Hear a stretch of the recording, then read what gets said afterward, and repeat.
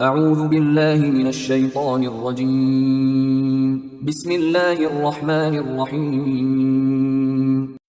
سورہ کہف آیات نمبر 92 تا 101 میں قریش کے ذریعے کیے گئے یہود کے ایک سوال کا جواب، جس میں ذوالقرنین کے اگلے سفر کا قصہ بیان کیا گیا ہے، اور آخر میں پھر ذوالقرنین کی زبانی اسی حقیقت کی طرف اشارہ کہ جب اللہ کے وعدے کا وقت آئے گا تو سب کچھ ختم ہو جائے گا۔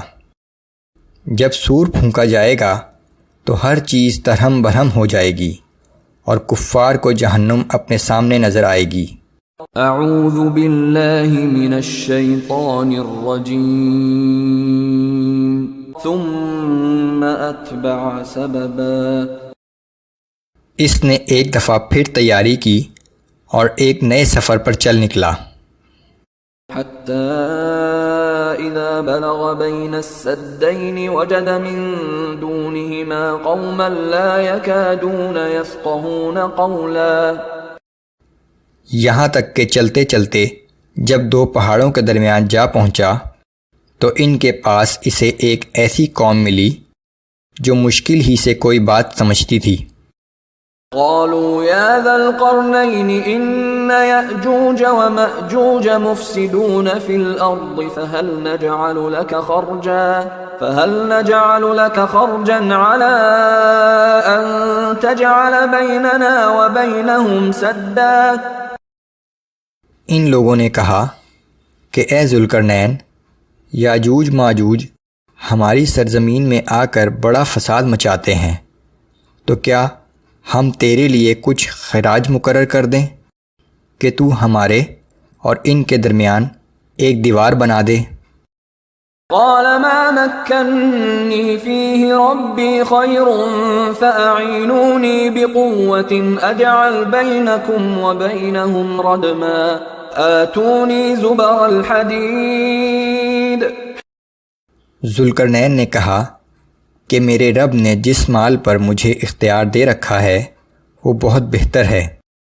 ہاں، اگر تم میری مدد کرنا چاہتے ہو تو تم افرادی طاقت سے مدد کرو، میں تمہارے اور یاجوج ماجوج کے درمیان ایک مضبوط دیوار کھڑی کر دوں گا، اور کہا کہ مجھے لوہے کی چادریں لا دو۔ حتى إذا ساوى بين الصدفين قال انفخوا۔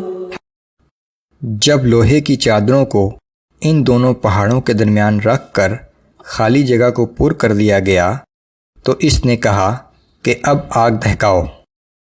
حتى إذا جعله نارا قال آتوني أفرغ عليه قطرا۔ جب لوہے کی چادریں گرم ہو کر سرخ ہو گئیں تو اس نے کہا کہ پگھلا ہوا تانبا لاؤ تاکہ میں ان لوہے کی گرم چادروں پر ڈال دوں۔ فما استطاعوا ان يظهروه وما استطاعوا له نقبا۔ چنانچہ یاجوج ماجوج نہ تو اس مضبوط دیوار پر چڑھ سکتے تھے اور نہ اس میں نقب لگا سکتے تھے۔ قال هذا رحمة من ربي۔ ذوالقرنین نے کہا کہ یہ سب میرے رب کی رحمت کی وجہ سے ہے۔ فإذا جاء وعد ربي جعله دكا۔ اور جب میرے رب کے وعدے کا وقت آئے گا تو وہ اس کو گرا کر زمین کے برابر کر دے گا۔ وكان وعد ربي حقا۔ اور میرے رب کا وعدہ یقیناً پورا ہو کر رہے گا۔ وتركنا بعضهم يومئذ يموج في بعض ونفخ في الصور فجمعناهم جمعا۔ اور ہم اس وقت ان سب کو آزاد کر دیں گے اور وہ موجوں کی طرح ایک دوسرے میں گھس جائیں گے، پھر سور پھونکا جائے گا اور ہم سب کو میدان حشر میں جمع کر لیں گے۔ وعرضنا جہنم یومئذ للکافرین عرضا۔ اور اس دن ہم جہنم کو کافروں کے سامنے لے آئیں گے۔ الذين كانت أعينهم في غطاء عن ذكري وكانوا لا يستطيعون سمعا، وہ کافر جن کی آنکھوں پر میرے ذکر سے غفلت کا پردہ پڑا ہوا تھا اور نہ ہی وہ کچھ سننے کو تیار تھے۔ اس قصے میں یہ پیغام مضمر ہے کہ ذوالقرنین ایک بندہ مومن تھا جس کا یہ حال تھا کہ مشرق و مغرب فتح کر لینے کے بعد بھی وہ ہر کامیابی کو اللہ کا انعام سمجھتا اور ہر قدم اس کی مرضی کے مطابق اٹھاتا تھا۔